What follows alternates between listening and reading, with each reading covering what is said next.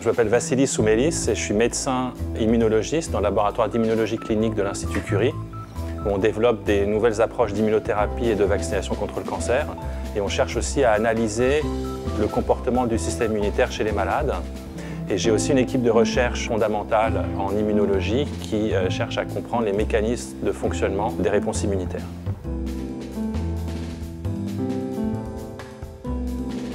On entend parfois parler de vaccin contre le cancer. Qu'est-ce que c'est? Le vaccin en général correspond en fait à éduquer le système immunitaire, à reconnaître un agresseur, quelque chose de dangereux pour l'organisme, et à le rejeter.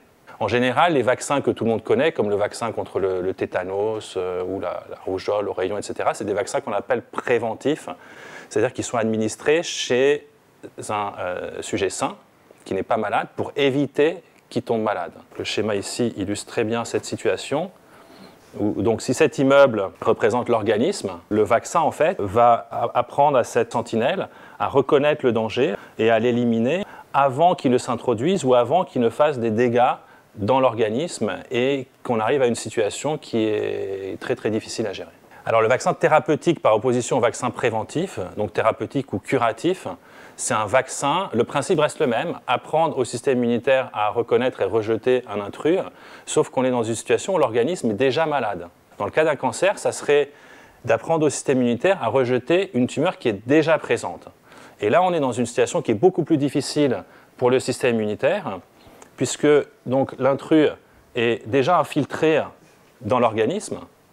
Donc les défenses ont beaucoup plus de mal à le contrôler, elles sont souvent déjà débordées et il a la possibilité donc de se reproduire. Un virus se reproduit, une cellule cancéreuse se reproduit aussi et éventuellement de se cacher dans des recoins qui fait que le système immunitaire aura beaucoup plus de difficultés d'une part à le repérer et d'autre part à l'éliminer de l'organisme.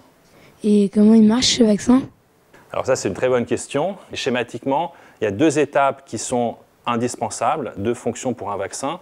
Le premier, c'est de reconnaître l'intrus comme différent des éléments de notre organisme, donc des cellules de notre organisme. Et le deuxième, c'est de reconnaître que cet intrus est dangereux. Et il faut les deux pour que le système immunitaire se mette en activité et commence à réagir. Par rapport à ce schéma où on a des situations très très claires, où on a un intrus gentil, on va dire, et un intrus méchant, il arrive à se cacher en fait, il arrive à s'infiltrer et il agit comme un agent double. Quelqu'un qu'on verrait comme un individu normal, par exemple, quelqu'un d'entre vous ici est peut-être un agent double et représente un danger sans qu'on puisse le voir. Et c'est ce que fait un peu le cancer quand il infiltre l'organisme et qu'il commence à se développer dans un organe qui est normal. Il a l'air normal, il a une apparence qui ressemble aux cellules normales de ce tissu. Et en fait, il représente un danger, mais qui n'est pas détecté par le système immunitaire. C'est en quelque sorte un espion qui cache une arme. Cette arme n'étant pas vue par le système immunitaire, on ne réagit pas parce qu'on ne considère pas cette cellule comme dangereuse. Après, il faut qu'il puisse, une fois qu'il s'est activé, reconnaître le virus. On peut lui dire ça c'est gentil, tu ne vas pas l'agresser. Par contre ça c'est méchant, tu vas l'agresser. Et les cellules du système immunitaire ou certains éléments comme des anticorps, ils vont agir comme le chien, comme des têtes chercheuses. Et ils vont pouvoir aller où que soit le danger, où que se trouve le danger, retrouver ce danger et le détruire.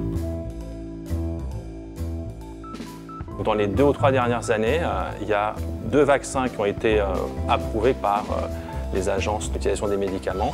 Pour nous, c'est une étape qu'on appelle une preuve de concept, c'est-à-dire un vaccin tout seul peut retarder l'évolution d'une maladie en agissant uniquement sur le système immunitaire.